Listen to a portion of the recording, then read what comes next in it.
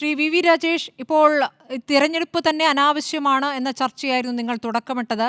അതിനുശേഷം നിങ്ങൾക്കൊരു സ്ഥാനാർത്ഥിയെ നിർദ്ദേശിക്കാനില്ലായിരുന്നു, BDJS ആയിട്ട് ഞങ്ങളില്ല എന്ന് പറഞ്ഞു. ഏറ്റവും ഒടുവിൽ ഇപ്പോൾ കേരള കോൺഗ്രസ് ജോസഫ് വിഭാഗത്തിലെ ഒരു നേതാവിനെ, കഴിഞ്ഞ ഒരു മാസം മുൻപ് വരെ കേരള കോൺഗ്രസ് ജോസഫ് വിഭാഗത്തിന് നേതാവായിരുന്ന ഒരാളെ നിങ്ങളിപ്പോൾ എടുത്തിരിക്കുന്നു. പാർട്ടിയിൽ അംഗത്വം നാളെ കൊടുക്കാനിരിക്കുകയാണ്. ഇതൊരു ഗതികേടാണ് വി രാജേഷ്.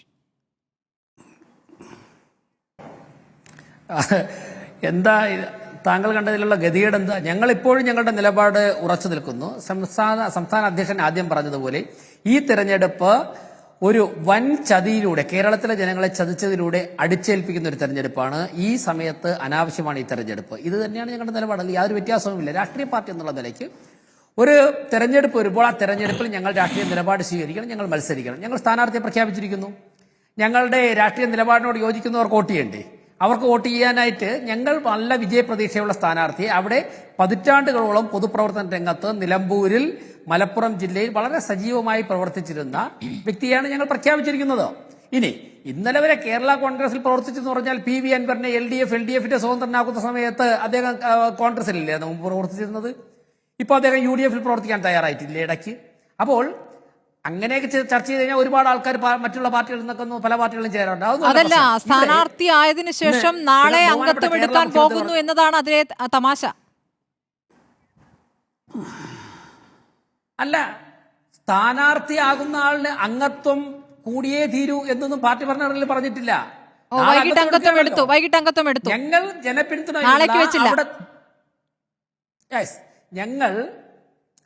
ഞങ്ങൾ ജനപിന്തുണയുള്ള അവിടുത്തെ രാഷ്ട്രീയ സാഹചര്യങ്ങളോട്, രാഷ്ട്രീയ നിലപാടിന് ഏറ്റവും യോജിക്കുന്ന, അവിടുത്തെ പ്രത്യേകിച്ചും മലയോര മേഖലയിലെ ജനങ്ങൾക്ക്, അവിടെ ഇപ്പൊ കണ്ണൂരും മലപ്പുറത്തും ഒക്കെ നിലമ്പൂരിലൊക്കെ അനുഭവിക്കുന്ന ഏറ്റവും വലിയ പ്രശ്നം എന്താണ്? താങ്കൾ തന്നെ പറഞ്ഞു, കരടിയും പുലിയും ഇറങ്ങുന്ന നാട്ടിലും താങ്കൾ തന്നെ പറഞ്ഞു. അപ്പോൾ അവിടുത്തെ മലയോര ജനങ്ങളുടെ, കുടിയേറ്റ മേഖലയിലെ ജനങ്ങളുടെ ഒക്കെ തന്നെ, സാധാരണക്കാരായ ജനങ്ങളുടെ പ്രശ്നങ്ങൾ കൃത്യമായിട്ട് നിയമസഭയിൽ പ്രതിഫലിപ്പിക്കുവാൻ പ്രാപ്തിയുള്ള, അവിടെ നല്ല പൊതുസമ്മതനായിട്ടുള്ള ഒരു നേതാവിനെ ഞങ്ങൾ കണ്ടെത്തി, ഒരു വ്യക്തിയെ കണ്ടെത്തി. ഞങ്ങൾ എല്ലാ പ്രശ്നങ്ങളിൽ ആത്യന്തികമായി ആരാണ് തീരുമാനമെടുക്കേണ്ടത്? വി രാജേഷ്, താങ്കൾ ഈ മലയോര മേഖലയിലെ കർഷകരുടെ പ്രശ്നമൊക്കെ പറഞ്ഞ വളരെ നന്നായി. അതിൽ ആത്യന്തികമായി ആരാണ് നടപടി എടുക്കേണ്ടത്? അല്ല, ആത്യന്തികമായി നടപടി എടുക്കേണ്ടത് സംസ്ഥാന സർക്കാർ ചില കാര്യങ്ങൾ നടപടി സ്വീകരിക്കണം, ചില കാര്യങ്ങൾ കേന്ദ്ര സർക്കാർ നടപടി സ്വീകരിക്കണം. കേന്ദ്ര സർക്കാർ എടുക്കേണ്ട ചില നിയമങ്ങൾ എന്താണ്? വ്യത്യസ്തമായ സാഹചര്യങ്ങൾ. ആത്യന്തികമായി ഏറ്റവും പ്രധാനപ്പെട്ട പ്രശ്നം, ആക്രമിക്കാൻ വരുന്ന വന്യമൃഗങ്ങളെ, കാട്ടുമൃഗങ്ങളെ വെടിവെക്കാനാകൂ എന്നുള്ളതാണല്ലോ പ്രധാനപ്പെട്ട പ്രശ്നം. മനുഷ്യജീവനാണോ മൃഗത്തിന്റെ ജീവനാണോ പ്രധാനം എന്നുള്ള പ്രശ്നം വരുമ്പോൾ മൃഗത്തിന്റെ ജീവനാണ് എന്നാണ് നിങ്ങൾ നിശ്ചയിച്ചിട്ടുള്ളത്. അതിൽ നിയമം മാറ്റാൻ തയ്യാറാകുന്നില്ല. കേരളത്തിലെ സാഹചര്യം എത്ര തവണ അവിടെ പോയി അവതരിപ്പിച്ചിട്ടും അതിന്മേൽ ഒരു തരത്തിലും അനുകൂലമായ സമീപനം ഉണ്ടായിട്ടില്ല. അപ്പോൾ അതിലെങ്ങനെയാണ് നിങ്ങളിപ്പോൾ സംസ്ഥാന സർക്കാരിനെ മാത്രം കുറ്റപ്പെടുത്തുക? വി രാജേഷ്, ഞാൻ പറഞ്ഞത് മലയോര മേഖലയിലെ ജനങ്ങളുടെ പ്രശ്നങ്ങൾ നിയമസഭയിൽ അവതരിപ്പിക്കുവാൻ പ്രാപ്തിയുള്ള ഒരു നേതാവിനെയാണ് ഞങ്ങളുടെ സ്ഥാനാർത്ഥിയായി ഞങ്ങൾ അവതരിപ്പിച്ചിട്ടുള്ളത്. വന്യമൃഗങ്ങളുടെ ആക്രമണവുമായി ബന്ധപ്പെട്ട് കേന്ദ്ര സർക്കാരും സംസ്ഥാന സർക്കാരും പഞ്ചായത്തുകളും ഒക്കെ തന്നെ വ്യത്യസ്ത കാര്യങ്ങൾ തീരുമാനമെടുക്കേണ്ടതായിട്ടുണ്ട്.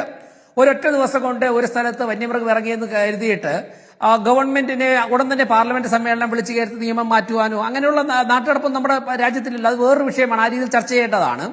ഇവിടെ ഞങ്ങൾ കണ്ടെത്തിയിട്ടുള്ള സ്ഥാനാർത്ഥി കൃത്യമായിട്ട് ആ മേഖലയിൽ ദുരിതം അനുഭവിക്കുന്നവരുടെ വിഷയങ്ങൾ പറയുവാനും ശുദ്ധമായി നല്ല രാഷ്ട്രീയം പറയാനും. ഇവിടെ എന്താ സ്മൃതി, ഞാൻ ആ മുഖ്യമന്ത്രി പറഞ്ഞ വാക്കിലേക്ക് ഒന്ന് പൊയ്ക്കോട്ടെ. മുഖ്യമന്ത്രി എന്ന് പറഞ്ഞു PV അൻവർ കേരളത്തിലെ ജനങ്ങളെ ചതിച്ചിരിക്കുകയാണ് എന്നാണ് മുഖ്യമന്ത്രി പറഞ്ഞത്.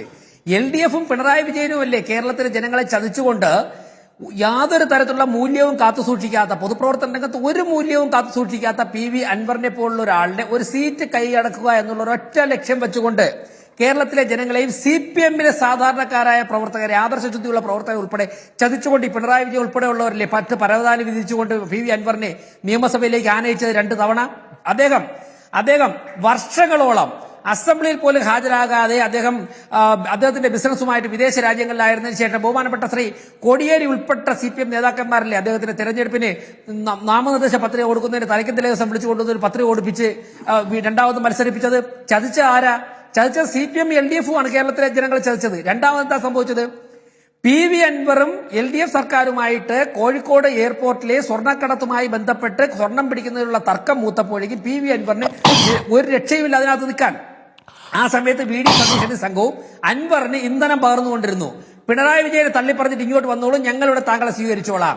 തിരിച്ചു വന്നപ്പോൾ അവർക്ക് മനസ്സിലായി അൻവറിനെ അവർക്ക് താങ്ങില്ല. അൻവറിനെ എടുത്തു വച്ചു കഴിഞ്ഞാൽ UDF എന്നുള്ള സംവിധാനം തന്നെ തകർന്നു പോകും എന്ന് മനസ്സിലാക്കി. അപ്പോഴേക്ക് അവരിൽ അൻവറിനെ ചതിച്ചു. അപ്പോൾ ആദ്യം പിണറായി വിജയൻ കേരളത്തെ ചതിച്ചു, രണ്ടാമത് അൻവർ LDF-നെ ചതിച്ചു, അൻവറിനെ വി ഡി സതീശൻ ചതിച്ചു. അങ്ങനെ ഉപോൽപ്പന്നമല്ലേ അൻവർ പറയുന്ന ഒരു ചതി എന്ന് പറയുന്നത് MR അജിത് കുമാറും RSS നേതാക്കളും തമ്മിൽ നടത്തിയ കൂടിക്കാഴ്ചയാണ്. അതിപ്പോ എനിക്ക് എന്ത് ചെയ്യാൻ പറ്റും? ഞങ്ങളുടെ സംഘടനയുടെ നേതാക്കന്മാരെ അല്ല പിന്നെ എന്തിനാ അംഗീകരിക്കാതിരിക്കുന്നത്? ഞങ്ങളുടെ സംഘടനയുടെ നേതാക്കന്മാർ ഞങ്ങളുടെ സംഘടനയുടെ നിലപാടുകൾ പൊതുസമൂഹത്തിൽ പ്രവർത്തിക്കുന്ന പലരോടും, ഉദ്യോഗസ്ഥരോട്, മാധ്യമ പ്രവർത്തകരോട്, അതുപോലെ തന്നെ പൊതുപ്രവർത്തകരോടൊക്കെ തന്നെ വിശദീകരിക്കുന്നുണ്ട്. ഞങ്ങളുമായി എൻറ്റയർലി ഡിഫറന്റ് ആയിട്ടുള്ള പൊളിറ്റിക്കൽ ഒപ്പീനിയനുള്ള CPM നേതാക്കന്മാർ ഉൾപ്പെടെ ഞങ്ങളുടെ സമ്പർക്കത്തിന്റെ ഭാഗമായിട്ട് MR അജിത് കുമാർ ഒരു പോലീസ് ഓഫീസറാണ്. കാണാൻ സാധിക്കുക? ഞാൻ ചോദിക്കട്ടെ, ഒരു പോലീസ് ഓഫീസർ ഞങ്ങളുടെ ഒരു നേതാവിനെ കാണണം, താങ്കളോട് എനിക്ക് ഒരു 5 മിനിറ്റ് അല്ലെങ്കിൽ 10 മിനിറ്റ് സംസാരിക്കാനുണ്ട് എന്ന് ആവശ്യപ്പെട്ടാൽ ഞങ്ങൾ കാണാൻ പറ്റില്ല എന്നും പറയില്ല. ഞാൻ മനസ്സിലാക്കുന്നത് യാദൃച്ഛികമായി നടന്ന എന്തോ ഒരു കൂടിക്കാഴ്ചയാണ്, അല്ല പ്രീ പ്ലാൻഡ് ഒന്നും ആയിരുന്നില്ല അത്. പക്ഷേ ഒരു പ്രാവശ്യമല്ല കൂടിക്കാഴ്ച, ഒരു നേതാവുമായിട്ടുമല്ല കൂടിക്കാഴ്ച. കേട്ടല്ലോ സനോജ്, ഇതാണ് MR അജിത് കുമാർ RSS നേതാക്കളുമായുള്ള കൂടിക്കാഴ്ചയെക്കുറിച്ചുള്ള BJP-യുടെ പ്രതികരണം. ഇക്കാര്യത്തിൽ CPM-ന്റെ ഭാഗത്ത് നിന്ന് ശക്തമായ ഒരു പ്രതികരണം കിട്ടിയിട്ടില്ലല്ലോ. സ്മൃതി, ഞാനൊന്ന് കംപ്ലീറ്റ് ചെയ്തോട്ടെ. സ്മൃതി, ഞാനൊന്ന് കംപ്ലീറ്റ് ചെയ്തോട്ടെ. ചെയ്യൂ. അതായത് ഞങ്ങൾ ഈ രാജ്യത്തെ വലിയൊരു സംഘടനയാണ്. ഞങ്ങൾ ഈ രാജ്യത്തെ വലിയൊരു സംഘടനയാണ്. 100 കണക്കിന് IPS ഓഫീസർമാരും IAS ഉദ്യോഗസ്ഥന്മാരും ഒക്കെ തന്നെ ഞങ്ങളുടെ ഗവൺമെന്റുകൾ നേതൃത്വം കൊടുക്കുന്ന സംസ്ഥാനങ്ങളിൽ ആ ഗവൺമെന്റുകളോടൊപ്പം പ്രവർത്തിക്കുന്നുണ്ട്. ഗവൺമെന്റുമായിട്ട് പ്രവർത്തിക്കുന്നു, കേന്ദ്ര നേതാക്കളെ കാണുന്നു, നിങ്ങളുടെ കേന്ദ്രമന്ത്രിമാരെ കാണുന്നു. അതിലിപ്പോൾ തർക്കം പറയാൻ പറ്റില്ല. RSS നേതാക്കളെ കണ്ടതിനെ കുറിച്ചാണ് ചോദ്യം. RSS ആണോ ഭരിക്കുന്നത്? RSS നേതാക്കന്മാർ പൊതുസമൂഹത്തിൽ വളരെ സജീവമായിട്ട് പ്രവർത്തിക്കുന്ന നേതാക്കന്മാരാണ്. അവർ സമൂഹത്തിലുള്ള പല ആൾക്കാരെയും ആശയപരമായി സമ്പൂർണമായും വിയോജിക്കുന്നവരെ പോലും കണ്ട് സൗഹാർദ്ദ ആശയപരമായ സ്വാധീനം കേരളത്തിലെ പോലീസിലുമുണ്ട്. RSS-ന്റെ സ്വാധീനം, ഇതാണ് പ്രധാനപ്പെട്ട ആരോപണമെന്നേ. സനോജ്, മറുപടി പറയാൻ സമയമായി. സനോജ്, അത് ഞങ്ങളുടെ മിടുക്കന്നേ, അത് ഞങ്ങൾ ആ മിടുക്കാണ്. ആ മിടുക്കിനെ കുറിച്ച് സനോജിന്റെ മറുപടി. അല്ല, RSS-ന്റെ നേതാക്കന്മാരെ കാണുന്നതിനെ കുറിച്ചൊന്നും ഞങ്ങൾ നേരത്തെ അഭിപ്രായം പറഞ്ഞിട്ടുണ്ട്. RSS എന്ന് പറഞ്ഞാൽ അകറ്റി നിർത്തപ്പെടേണ്ട സംഘടനയാണെന്ന കാര്യത്തിൽ യാതൊരു തർക്കവുമില്ല. പക്ഷേ പോലീസ് ഉദ്യോഗസ്ഥനായിട്ടുള്ള അജിത് കുമാർ, അദ്ദേഹത്തിൻ്റെ റിസ്കിൽ ഒഫീഷ്യലായിട്ട് സന്ദർശനമല്ല, വ്യക്തിപരമായ നിലയിൽ RSS-ന്റെ നേതാവുമായി കൂടിക്കാഴ്ച നടത്തി. RSS ഇന്ത്യയിൽ നിലവിൽ നിരോധിക്കപ്പെട്ട സംഘടനയല്ല. അപ്പോൾ അദ്ദേഹത്തിൻ്റെ പേരിൽ നടപടിയെടുക്കാൻ, പ്രത്യേകിച്ച് ഒരു IPS-കാരനിൽ നടപടിയെടുക്കാൻ അതിൻ്റേതായ ചില നിയമങ്ങളും തടസ്സങ്ങളുമൊക്കെ ഉണ്ട്. അതുമായി ബന്ധപ്പെട്ട് അന്വേഷണം നടന്നതൊക്കെ നമുക്കറിയാവുന്ന കാര്യമാണ്. രാഷ്ട്രീയമായി പറഞ്ഞാൽ RSS-മായി യോജിക്കുന്നതിനോടോ RSS-മായി എന്തെങ്കിലും തരത്തിൽ കൂടിക്കാഴ്ച നടത്തുന്നതിനോടോ RSS-നെ ഏതെങ്കിലും തരത്തിൽ അവരെ ചേർത്ത് നിർത്തുന്നതിനോടോ ഞങ്ങൾക്ക് യോജിപ്പില്ല. അതൊക്കെ എല്ലാ കാലത്തും CPIM സുവ്യക്തമായ നിലപാട് സ്വീകരിച്ച സംഘടന തന്നെയാണ്. അതിലൊന്നും നിങ്ങൾക്ക് പ്രത്യേകിച്ച് അഭിപ്രായ വ്യത്യാസം ഉണ്ടാവും തോന്നുന്നില്ല. ഇപ്പോൾ ആ ഒരു വിഷയത്തെ മുൻനിർത്തിയിട്ട് ഈ തെരഞ്ഞെടുപ്പിൽ അങ്ങനെ ഒരു ചർച്ചയിലേക്ക് കൊണ്ടുപോകുന്നതിൻ്റെ ലക്ഷ്യമൊക്കെ നമുക്കറിയാം. ഏതായാലും RSS എന്താണെന്നും RSS-നോടുള്ള CPM-ന്റെ നിലപാടാണെന്നും ഞങ്ങൾ നേരത്തെ വ്യക്തമാക്കിയിട്ടുണ്ട്. അദ്ദേഹം വ്യക്തിപരമായ കൂടിക്കാഴ്ച നടത്തിയിട്ടുണ്ട്. അതിലിപ്പോൾ ഞങ്ങൾക്ക് എന്ത് ചെയ്യാൻ വേണ്ടി കഴിയും? എന്താണ് നിയമപരമായി ചെയ്യാൻ വേണ്ടി കഴിയുക? ശരി, അതിലൊരു നിസ്സഹായാവസ്ഥയാണ് താങ്കൾ പ്രകടമാക്കുന്നത്. ഞാൻ അഡ്വക്കേറ്റ് മുഹമ്മദ് സഹീദ് റൂമിയിലേക്ക് വരാം ഇടവേളയ്ക്ക് ശേഷം. എന്ത് ചെയ്യാൻ വേണ്ടി പറയൂ. ശരി, പ്രതികരിക്കാമല്ലോ, ശക്തമായി പ്രതികരിക്കാം. ഇത് അംഗീകരിക്കാൻ പറ്റില്ല, ഇങ്ങനെ ഒരു ഓഫീസർ നമുക്ക് വേണ്ട എന്നൊക്കെ പറയാമല്ലോ. അങ്ങനെയൊന്നും പറഞ്ഞു കേട്ടില്ല.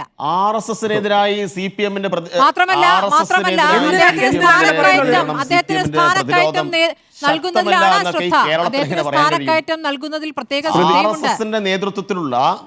RSS-ന്റെ നേതൃത്വത്തിലുള്ള ഗവൺമെന്റിനെ താഴെയിറക്കാൻ ഇടതുപക്ഷം സ്വീകരിച്ച നിലപാടുകൾ, ഒന്നാം UPA, രണ്ടാം UPA ഗവൺമെന്റ്, ഇതൊന്നും ചരിത്രത്തിലുണ്ട് സ്മൃതി. വാജ്പേയി ഗവൺമെന്റ് എന്തുകൊണ്ട് തുടർച്ചയുണ്ടായിട്ടില്ല എന്ന് ചോദിച്ചാൽ അതിനുള്ള ഉത്തരമാണ് CPM നിലപാട്. അതുകൊണ്ട് എല്ലാ ഘട്ടത്തിലും RSSനെതിരായി ശക്തമായ നിലപാട് ഉയർത്തിപ്പിടിക്കാൻ തയ്യാറായിട്ടുണ്ട്. മനസ്സിലായില്ലേ? ശരി ശരി ഷാഫി ആദ്യം. സ്മൃതി എന്തിനാ അങ്ങനെ ചോദിക്കുന്നത്? MR അജിത്ത് കണ്ടത് എന്തിനാ ഗവൺമെന്റ് പറയുന്നത്? അല്ല, അതായത് രാജേഷ് ഞാനൊന്ന് പറയട്ടെ, ഈ കണ്ടത് RSS അല്ല. നിരോധിക്കുന്നതിന് മുമ്പ് പോപ്പുലർ ഫ്രണ്ടിന്റെ നേതാക്കളാണ് ADGPയുമായി ഇങ്ങനെ ഒരു സംഭാഷണം നടത്തിയതെങ്കിൽ രണ്ടുപേരുടെ അഭിപ്രായം എന്താ? BJPന്റെയും CPMന്റെയും അതൊന്ന് വ്യക്തമാക്കി നിങ്ങൾ കണ്ടോളൂ. കേട്ടില്ലേ? ഞാൻ ആവർത്തിക്കണോ? രണ്ടു കൂട്ടർക്കും മിണ്ടാനുണ്ടല്ലേ? ഇതിപ്പോ ഏതായാലും ഒരു വർഗീയമായ ഒരു വിഷയത്തിലേക്ക് നമുക്ക് കടക്കണ്ട.